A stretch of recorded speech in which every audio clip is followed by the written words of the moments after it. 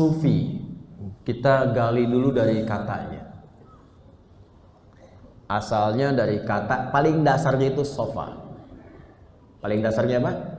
Sofa. Kemudian dari situ nanti berkembang.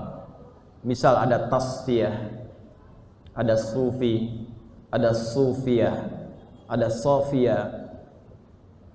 Sofa pada asalnya proses membersihkan sesuatu atau menyaring sesuatu yang kotor sehingga muncul yang bersihnya saja.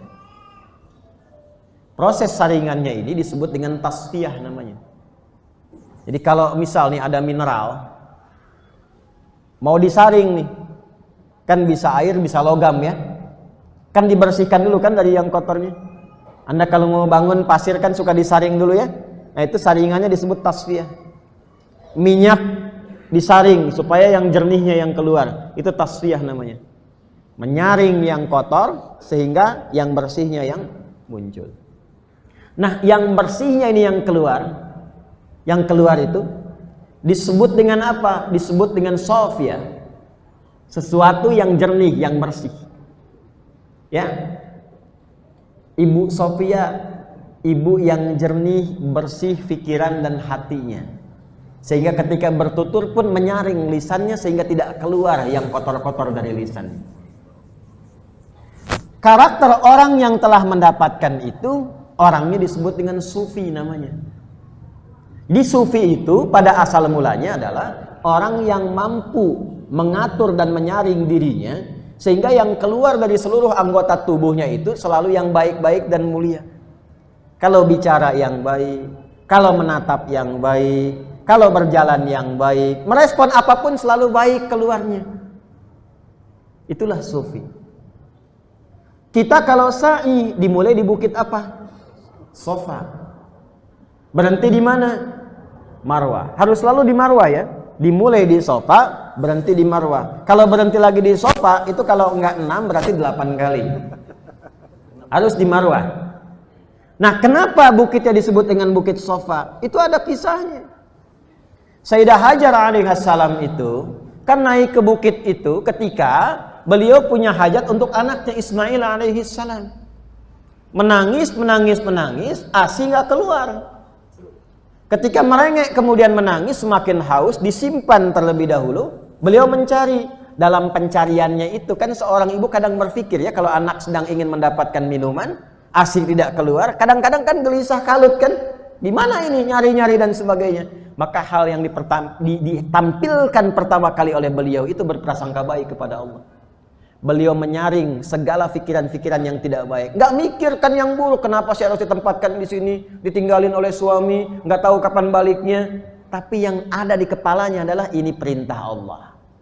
Kalau Allah sudah perintahkan, pasti diberi jalan. Kalau Allah sudah takdirkan, pasti diberikan solusi. Pikiran-pikiran baik yang menyaring segala yang buruk ini, sehingga keluar yang jeleknya, masuk yang baiknya saat mendaki bukit, itu yang menjadikan namanya disebut dengan sofa. Orang yang berpikir baik, ini filosofinya. Orang ini, ingat ya, filosofi itu hikmah bahasa agamanya. Orang yang melakukan sesuatu dengan pikiran baik pada awalnya, berprasangka baik pada Allah, husnudzan, maka Allah akan angkat tempatnya di tempat yang tertinggi dan berpeluang meraih setengah dari kesuksesannya. Karena itu ketika ingin menuju tempat kesuksesan yang ingin diraih namanya marwah, orang-orang itu diangkat dulu oleh Allah seperti naik ke atas bukit. Walaupun tetap menempuh ikhtiar. Turun, jalan, kadang jalan cepat, naik ke atas, kadang fata morgana, bolak-balik. Tapi begitu dapatnya melimpah, bahkan tak berhenti di masanya saja. Itulah Zamzam. Jadi kenapa disebut dengan Bukit Sofa? Tempat itu bukan sekedar nama tempat, ada hikmah. Salah satu bentuk hikmahnya adalah memberikan kesan bahwa ketika akan memulai aktivitas, walaupun kita serius, tetap tautkan tawakal kita kepada Allah dengan berprasangka baik. Kembali kepada sufi. Nah, sufi ini pada mulanya adalah makna asalnya orang-orang yang mampu menyaring keadaan jiwanya. Menyaring keadaan jiwa, prosesnya disebut dengan tazkiyah. Zakka yuzakki. Jiwa, bahasa Qur'annya disebut dengan nafas. Dari mana ditemukan ini? Dari Quran surah ke-91. Di ayat 7 sampai 10 tadi, wa nafsi wa ma sawwaha fa'alhamaha fujuraha wa taqwaha qad aflaha man zakkaha. Ditasrif di sorof, zakka yuzakki tazkiyatan. Tazkiyah itu sifatnya disatukan dengan nafas, maka menyatu menjadi tazkiyatun nafas. Di tazkiyatun nafas itu proses tazkiyah. Proses tazkiyah itu sama dengan proses tasfiyah, menyaring yang kotor di jiwa sehingga bisa dikendalikan yang muncul yang baiknya saja. Bagaimana cara melakukan itu? Itu sudah ada dari salah satu misi Nabi.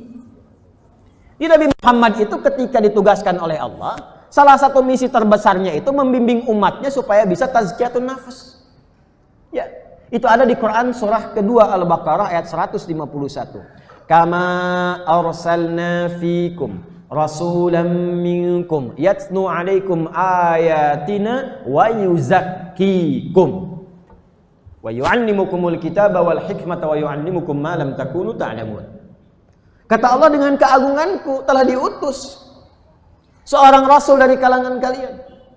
Tugasnya membimbing kalian dengan ayat Allah. Karena itu Nabi kalau bimbing kita menyampaikan di firman Allah turun, lakukan begini, tinggalkan ini. Apa tujuan ayat itu diturunkan? Wa yuzakkikum, supaya kita dibimbing, membersihkan jiwa kita, disaring. Jangan sampai petunjuk di jiwa keluar di mulut, keluar yang kotor. Jadi kalau isi hatinya kotor, mulutnya keluarnya kotoran. Kalau isi hatinya kotor, yang dipandang yang kotor-kotor. Maka dibantu kita melalui risalah Nabi, dibimbing oleh ayat, dibimbing lewat ibadah supaya membersihkan jiwa. Nah, dalam bahasa Arab, jalan mengikuti itu, jalan itu jalan, bahasa Arab disebutnya syariah. Dari kata syara'a. Kalau ini jadi panduan disebut syariat. Jadi jalan menjadi sufi itu artinya membersihkan jiwa itu dengan cara mengikuti syariat. Apa bentuk syariat itu? Salat syariat.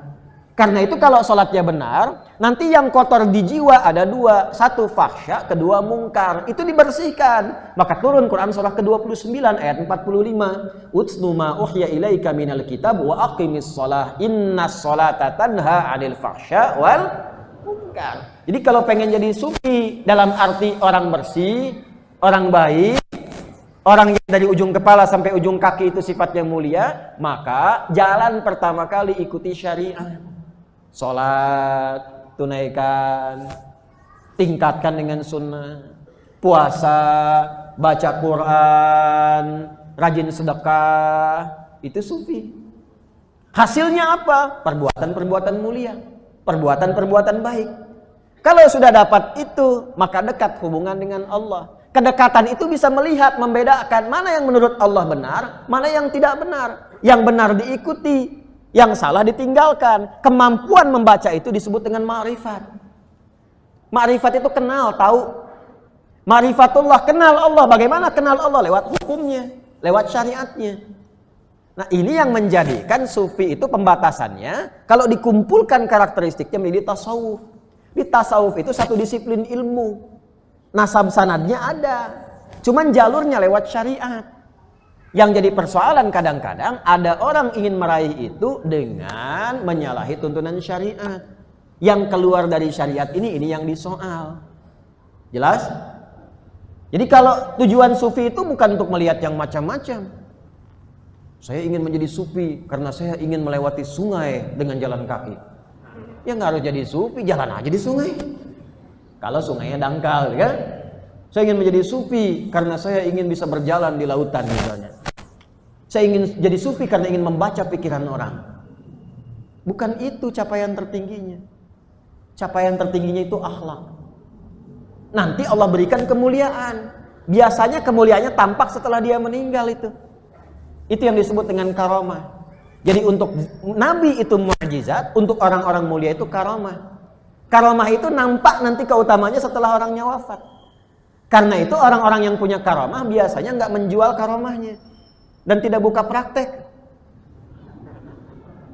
Karena itu kalau ada orang-orang yang kelihatannya misalnya seperti benar, ya taruhlah bisa melihat nih Anda kelihatan isi pikiran begini-begini, tapi ketika Anda bergaul ternyata tidak sholat, ya pakaiannya kayak bagus, jubah, pakai sorban. Allahu Akbar, Allahu Akbar. Loh, kok masih ngopi? Anda nanya, Pak Yai, kok nggak sholat? Ade masih latihan. Yai itu fisiknya minum kopi, rohnya sedang sholat. Itu stres itu. Mbah Yai Hashim itu ngarang kitab Risalah Ahlussunnah wal Jamaah, menyebut yang seperti itu orang tersesat, jangan diikutin. Orang tersesat. Ya, jangan diikutin kalau yang seperti itu. Karena sufi itu syariat. Otomatis kalau syariatnya benar diikutin jadi pada sufi semua tuh. Tuh, sufi tuh, sufi.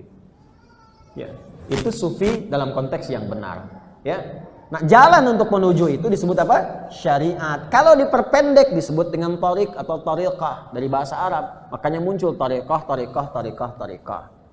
Tapi kalau ingin tahu itu, maka masuk ke dalam jalur nasabnya dengan benar, dipelajari dengan benar dengan baik, tapi jalan pertamanya adalah apa? Syariat. Jelas sampai sini? Baik. Jadi persoalan sering muncul itu karena kontroversinya seringkali ada aliran atau praktek orang-orang tertentu yang prakteknya menyalahi syariat. Yang seperti itu nggak usah pusing-pusing. Ya, dan jangan menjadikan diri kita tersandera dengan maksiat. Nggak usah sibuk pencela. Gak usah sibuk penjelek-jelekan, tinggalkan aja. Nanti ditinggalkan juga sepi sendiri. Jelas ya?